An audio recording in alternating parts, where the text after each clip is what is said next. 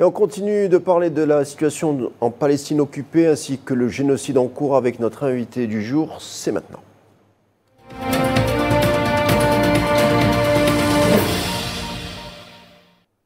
Bien entendu, l'urgence pour la Palestine, c'est l'arrêt du génocide en cours, mais aussi engager la bataille de l'information. C'est ce qu'on tente de faire ici, modestement. Mais aujourd'hui, nous serons aidés par un spécialiste des guerres de la désinformation, auteur également, Michel Colomb. Bonsoir. Bonsoir. Merci d'avoir accepté notre invitation. Avec plaisir. Toujours un plaisir. Alors Michel, vous animez actuellement des conférences concernant la question palestinienne et son traitement médiatique. La prochaine conférence aura lieu en région parisienne à Gennevilliers vendredi prochain à 19h.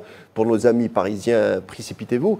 Alors arrêtons-nous, si vous le voulez bien, pour débuter, sur le terme de génocide, en l'occurrence, le génocide palestinien.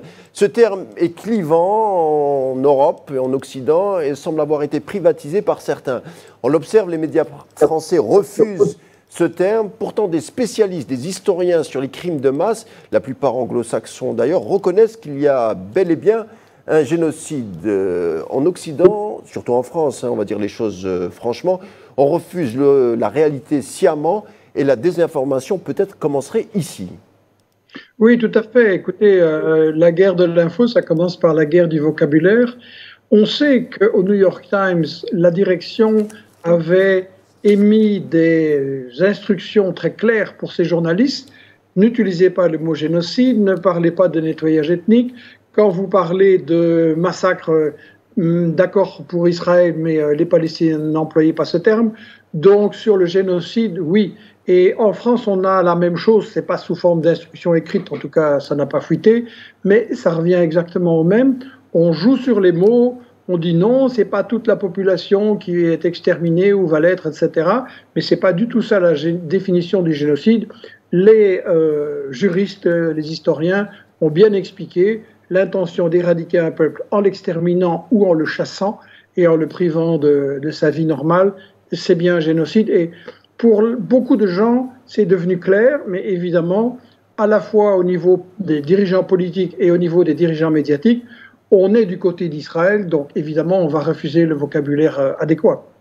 Donnons justement des exemples des spécialistes, les spécialistes des crimes de masse qui retiennent ce terme de génocide. On a Martin Shaw, qui est sociologue réputé pour les travaux sur la violence, qui parle, lui, de génocide. Je retiens Omer Bartov, qui est spécialiste des holocaustes, qui parle également de génocide. Raz Segal, historien émérite et spécialiste des études sur les génocides, parle d'un bombardement aveugle à Gaza avec un largage de milliers de bombes en quelques jours, y compris des bombes au phosphore sur des zones, ce sont les zones les plus densément peuplées du monde, qui constituent selon lui un meurtre génocidaire. On a rarement vu une campagne de désinformation aussi grossière. Vous qui avez l'habitude de travailler ou qui avez travaillé sur la situation en Libye et en Irak, Michel Colomb. Oui, écoutez, à chaque fois on dit que c'est pire qu'avant, donc en fait on est en face d'un système. Ce qui est pire, c'est que dans le temps, on n'avait pas d'image ou pas d'image accessible par la majorité du public occidental. Maintenant, tout le monde peut suivre ces images sur son téléphone. Ça cause d'ailleurs des problèmes parce que ce que moi je constate, nous avons lancé l'opération Gaza Vérité pour essayer d'aider et de conseiller les gens qui veulent en parler autour d'eux d'une façon convaincante et qui rencontrent de gros problèmes.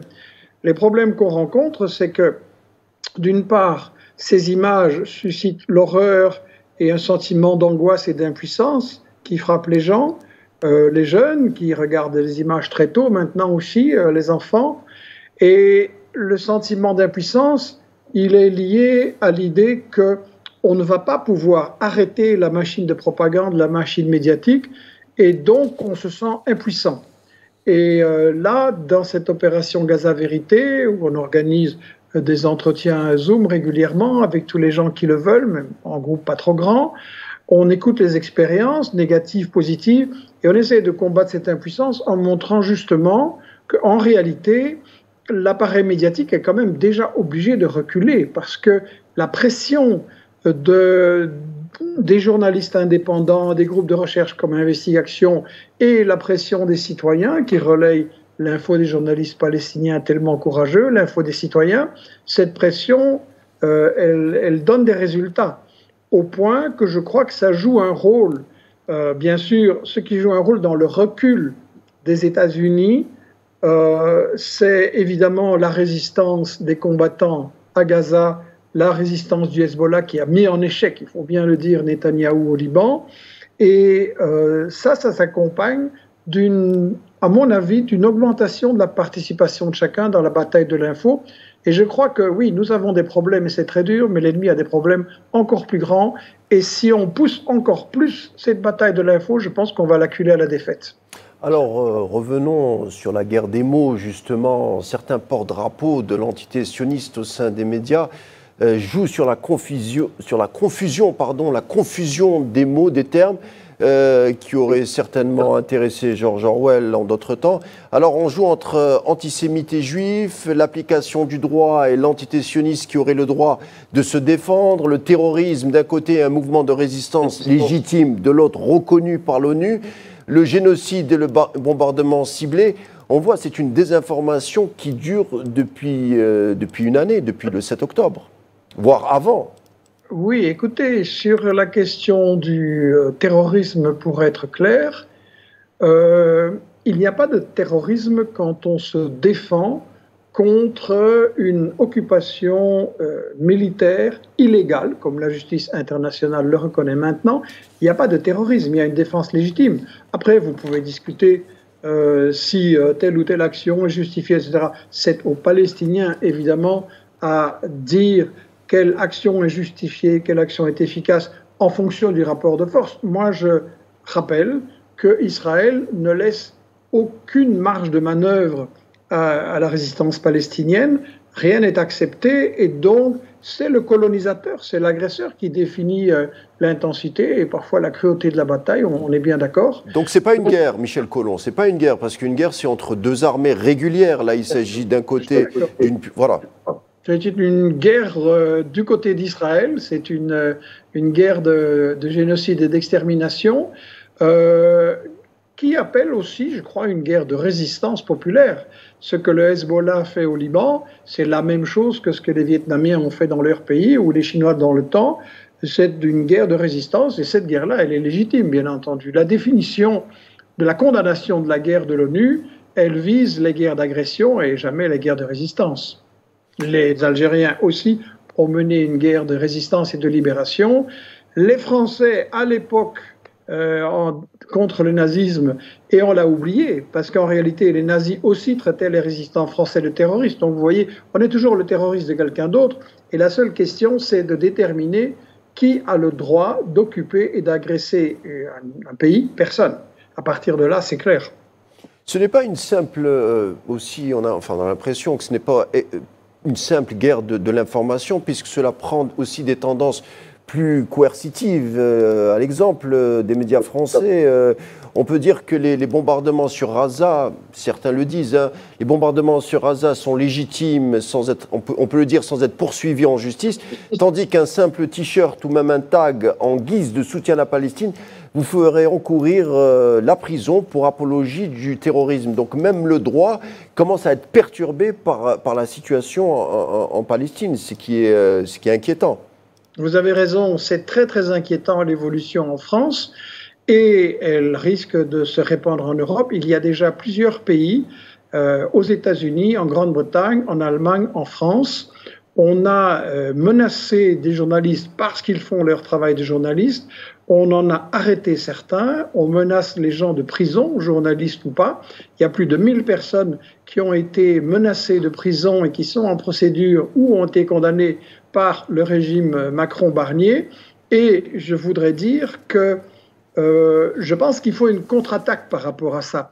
Leur objectif, c'est de semer la peur et la crainte chez les gens, qu'on n'ose plus dire la vérité sur Gaza et sur l'ensemble du Moyen-Orient.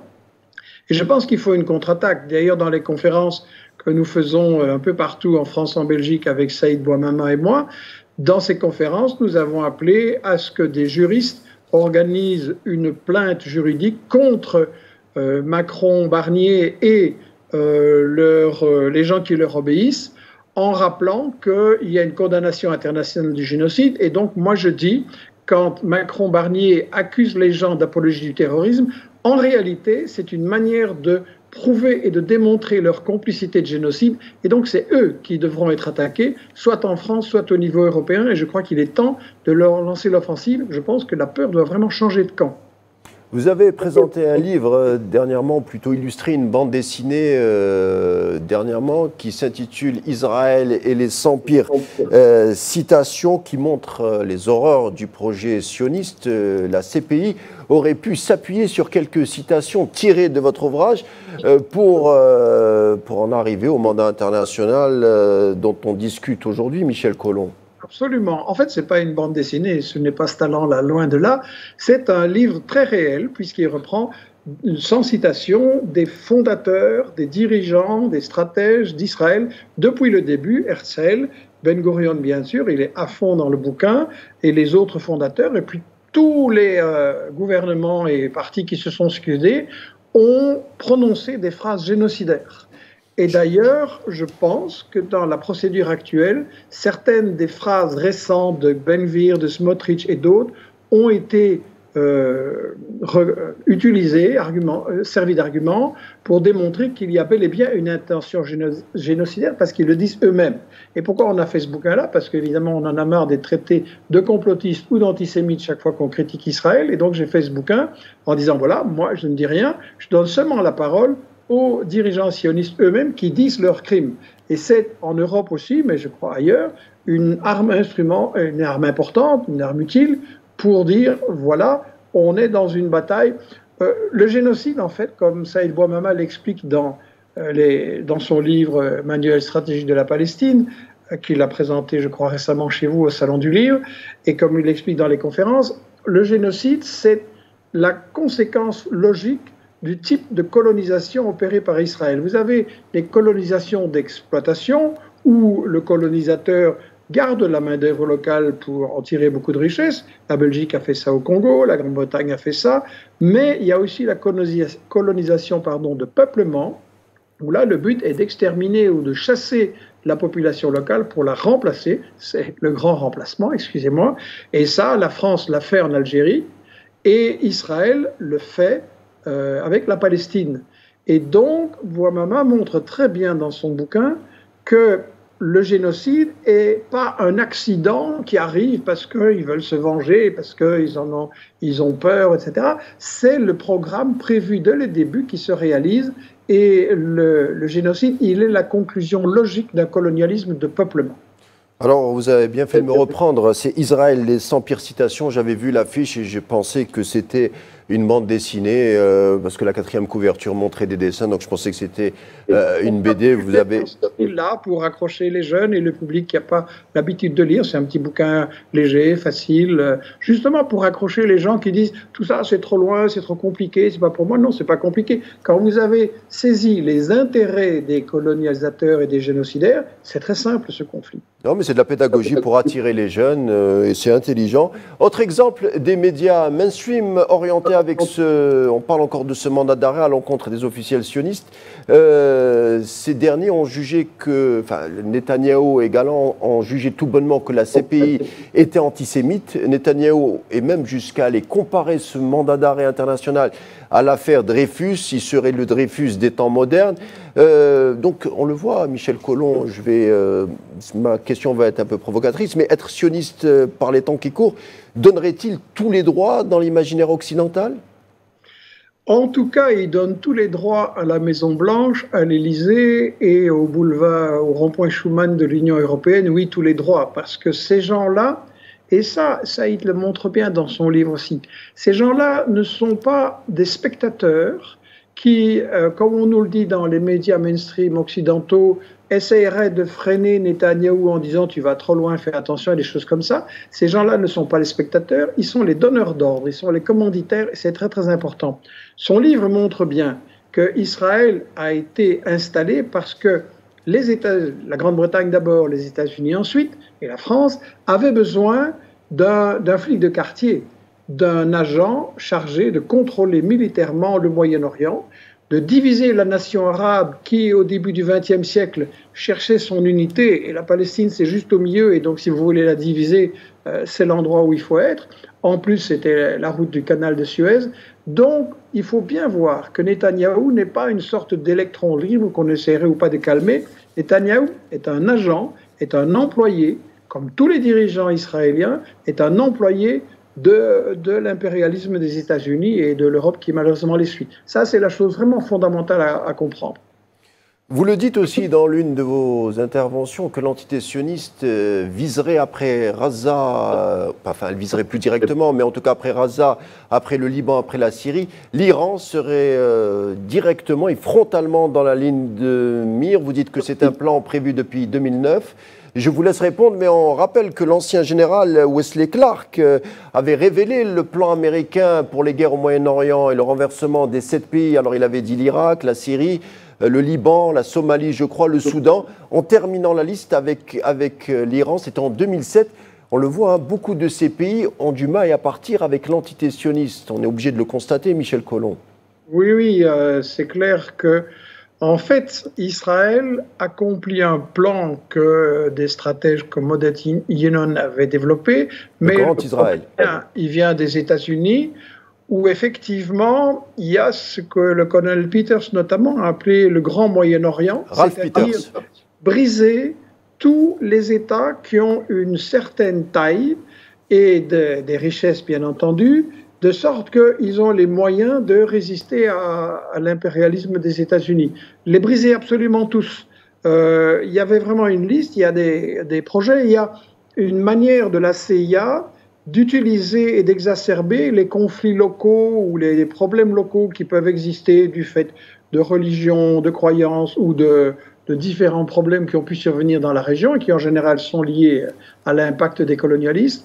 Et donc, ce plan-là vise à faire en sorte que l'ensemble du monde arabe et musulman, il faut inclure l'Iran, soit fragmenté, brisé, impuissant.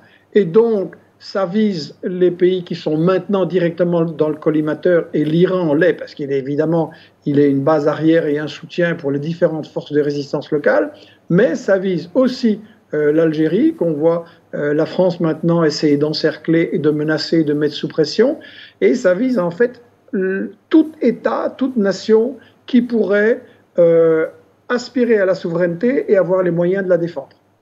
Alors justement, Michel Colomb, à travers tout ce qu'on est en train de se dire sur ces nombreux sujets, je vous pose directement la question, comment gagner la guerre de l'information? Vous qui avez diagnostiqué tellement de médias mensonges en temps de guerre, en Libye, en Syrie, en Irak, vous êtes devenu un spécialiste de la question, donc comment on gagnerait la guerre de l'information par les temps qui courent?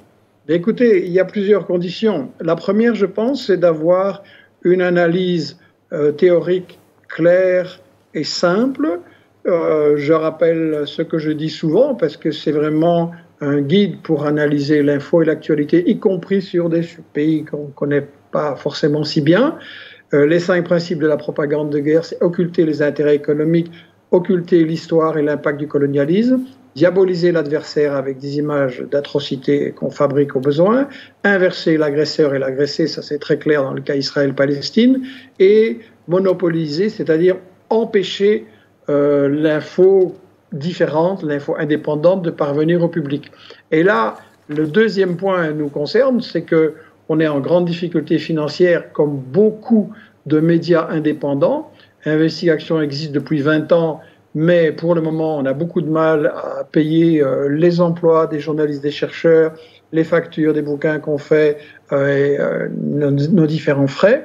Et donc, on a lancé un appel aussi à partout où nous allons, nous demandons aux gens de devenir abonnés à la newsletter et un donateur mensuel de 5, 10 ou plus, si on a les moyens, euros par mois, pour nous permettre justement de garantir les emplois et la bataille de l'info. Et en même temps, je crois que... Et l'indépendance. Et là, voilà, de garantir notre indépendance dans cette bataille. Et je crois aussi qu'il doit y avoir une plus grande coopération entre les différentes forces qui font cette bataille de l'info, et tout le monde va se faire attaquer tôt ou tard. Donc, la devise de la Belgique, c'est l'union fait la force, et là, je crois que c'est vraiment nécessaire. Dernière question, Michel Collomb. L'élection de Donald Trump pourrait-elle infléchir, voire imposer un arrêt pur et simple de la colonisation de la Palestine? Qu'en pensez-vous? Écoutez, c'est la question que tout le monde se pose et elle est complexe. Biden a échoué à Gaza, a échoué au Liban, et donc forcément, du côté des cercles de l'élite aux États-Unis, on se pose des questions et on a, même si elles ne s'affichent pas trop ouvertement, des options différentes. Trump n'est pas quelqu'un qui mérite d'être respecté, ça c'est clair, mais disons qu'il est peut-être, enfin j'espère, un peu plus réaliste sur le fait que les États-Unis sont en train de perdre leur pari en Ukraine et à Gaza et au Liban, et que donc ça risque de se retourner un peu contre les États-Unis, qui sont en train de se faire plein d'ennemis. Vous voyez même des régimes arabes et autres qui n'étaient vraiment pas franchement du côté des peuples révolutionnaires et qui commencent à prendre leur distance et à mener des alliances dans le cadre des BRICS ou à prendre des différentes positions. Donc, ça montre que les États-Unis sont en difficulté, que le rapport de force évolue, et Trump n'est pas un idiot, et là-dessus, on peut se demander si lui ne va pas sentir qu'il est temps un peu de changer de méthode. Attention, vigilance, ça ne veut pas dire qu'il va devenir un gentil copain de tous les peuples du monde, ça veut dire que peut-être il va se dire, voilà, cette guerre nous coûte trop cher, ça nous fait perdre des contrats, c'est pas bon pour le business, ça nous fait perdre des alliés dans le monde, on va essayer de garder les mêmes objectifs qui sont garder la domination du monde, empêcher la grande alliance Chine, Russie, Iran et empêcher la grande alliance du Sud global et utiliser d'autres moyens de chantage comme les sanctions, c'est-à-dire de la guerre économique et des boycotts, des coups d'État, des manœuvres de la CIA. Enfin, vous savez, ils ont une panoplie de méthodes à utiliser. Donc, Trump pourrait peut-être mettre en œuvre un recul partiel. En Ukraine, je le crois possible, à Gaza, plus difficilement. Un recul pour mieux sauter. Il ne faut donc pas avoir d'illusions. Et s'il recule, ça veut dire que la pression des peuples du monde aura été bien forte et qu'il faudra la faire encore plus et vraiment la maintenir. Voilà, en guise de conclusion, Michel Collomb, je rappelle que vous êtes analyste des stratégies de guerre et de désinformation. Grand merci d'avoir été des nôtres et d'avoir nourri le débat du jour. Je vous dis à bientôt. À bientôt.